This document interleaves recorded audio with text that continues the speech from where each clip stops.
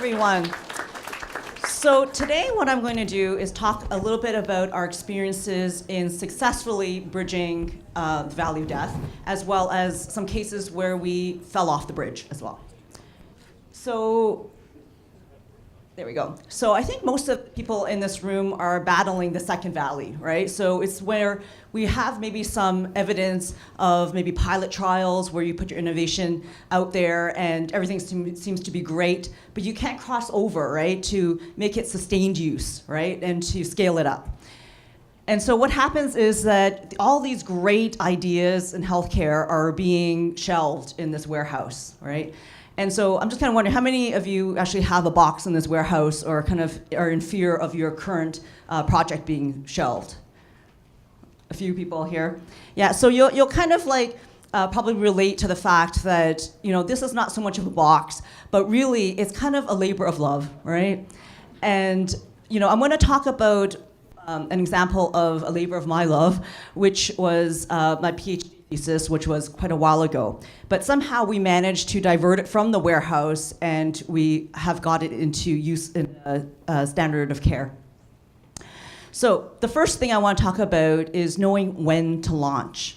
And you know, certainly your innovation is probably not going to be perfect. And somebody was talking about the MVP, right? And so you have to know when it is ready to launch, and then the trick is to iterate. And now I'm going to completely date myself by showing you the innovation that we launched many years ago for my PhD. I know it was on the BlackBerry, but at the time it was state of the art. I'm going to guarantee it, right? And so, you know, certainly it was not perfect, right? And I had a lot of workarounds, but if we didn't launch, we would not be where we are right now, and I certainly would never have graduated. So fast forward almost 8 years, or actually probably more than 8 years now, and we have a product that we have branded Medley. And basically my thesis was around developing and evaluating a smartphone-based telemonitoring system for heart failure management. And so now what we have is Medley, which is standard of care at the University Health Network, also known as UHN. And we're on the verge of, as well, putting it out to several other hospitals. And also we have a number of different use cases, which is very exciting. So the second point is around getting evidence. And this is really important because all the funders want evidence that it works, right? And they want to make sure that it's improving patient outcomes as well as reducing costs. And I work in an academic setting, so we love to do trials. And so we've done a lot of trials on this. And obviously for you guys, you may not be doing as many trials, but I still think it's very important to really kind of find out the value of it. And as we move along, even within the programs, we are always doing more evaluation to kind of prove the value. So the third point I want to talk about is getting clinical buy-in and finding the most wonderful clinical champion you could possibly find. And we've been really, really lucky in having Dr. Heather Ross as our clinical champion in most of our research around this product. And she's from UHN. So when we deployed at UHN, it was relatively smooth, right? But we had other projects where we didn't have quite of a clinical champion that was so present. We had a lot of clinical buy-in problems when, for example, the workflows were very complicated and there was communication issues. And that really project just kind of fell off the bridge. The next point is around finding the right front person. And this is the person as the face to your innovation. And they are the person who's talking to the patients and to the clinicians. And I can't stress how important this is. They have to be really passionate and they have to be likable, right? And so one of our projects, we had this front person switched out a number of times for different reasons. And the energy was lost in that project and it was just kind of doomed to fail. And so we had a lot of problems with there. So the last thing I wanted to mention was around implementation, and I can't stress enough the importance of implementing it properly. I really believe that in most of the projects that fail, it's not the innovation, right? It's how you're implementing it. And so we have a very large team of people working on Medley, and a lot of these people are actually really focused in on the implementation. And I actually have one of my students here. He's finishing his PhD, and he will graduate soon. And he's really focusing on just the implementation and the scaling and spreading of Medley as a case study. So the big fat elephant in the room that I haven't really mentioned is really about the funding, right? How do you get people to buy this sort of thing? And to be truthful, what we have done is we've been very lucky in getting philanthropic funding sources through our clinical champion, as well as through grants that was mentioned before as well. So we had a lot of grant funding to support the development and evaluation and implementation. I think moving forward, what we're really going to try to do is go site by site, and again, trying to show that value to each of the hospitals as we do pilot studies, and then they wouldn't want to take it out, right? We also want to make sure that the Ministry of Health, for example, gets interested in our technology, and again, very important that they want to have that evidence that it works and it'll save them some money.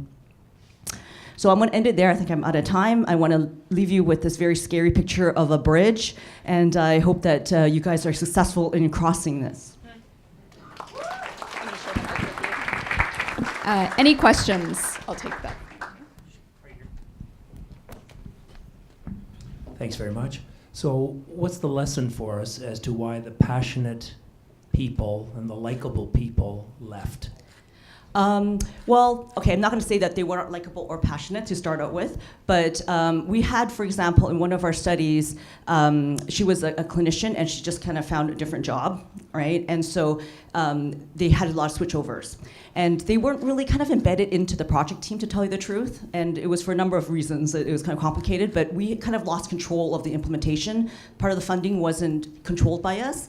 And so people kept switching in and out. They were not in it, right? They were not selling it, and it became a huge problem for us. So can you keep the momentum? Have you learned something how to keep that momentum? Yeah.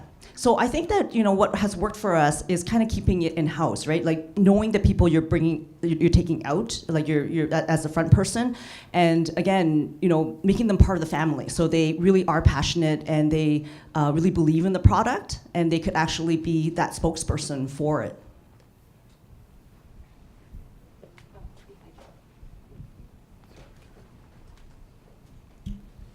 So what, you sound like you've made great progress, but how do you commercialize an idea like this and take it beyond one hospital or one university setting? Because that's what big organizations do, is take it global. Right, and I think what we have been doing is kind of taking baby steps, right? And we have it, as I said, in one place where we're going to be launching it soon in one more hospital, and we're doing a bunch of studies in a whole whack of different hospitals as well. But as I said, what we would really like is to kind of get the Ministry of Health interested, right? And again, to show that we have evidence that it improves health outcomes, and at the same time is going to reduce costs, right? And once we have that evidence, and we're hoping that they will come on board, and we will be able to have more of a provincial rollout. Hi. So how do you plan to incorporate market feedback to help people, cross the bridge? Like, the first speaker, he found out sooner that, the Canada market, for example, is not responsive, but the US market is more responsive. Yeah, so that's tough. I mean, we haven't done a lot in the US, but it certainly is a different system, right? And it has different incentives, and perhaps it's more receptive to adopting innovation. We have been doing ours in Canada largely because, well, we're an academic center and we have a lot of ins with the healthcare providers here. And so I think that's largely also why we've been very successful, is that we're tapping into the right clinicians, to tell you the truth, who are those innovative people, right? Who aren't scared of trying the new things.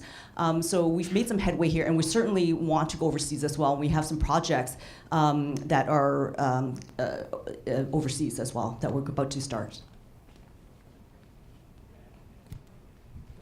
Last question.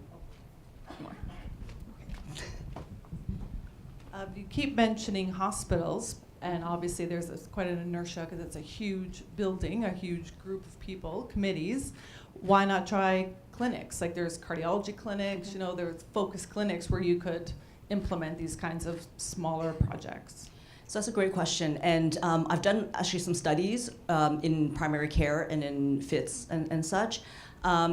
So I think that it's kind of like the easiest path, to tell you the truth, right? Because you have a group of clinicians are working together, that there's infrastructure, and so we have a lot of success there. I know that we really kind of do want to get into the community. A lot of the lessons learned that I talked about and where there were issues was actually in the community, right? And it's a tougher nut to crack. Oh, yeah. Absolutely, right? And so, but point taken is that we do want to move there, and we do have plans to kind of, in a more smart way, maybe, implementing it there. Thank you so much, Emily.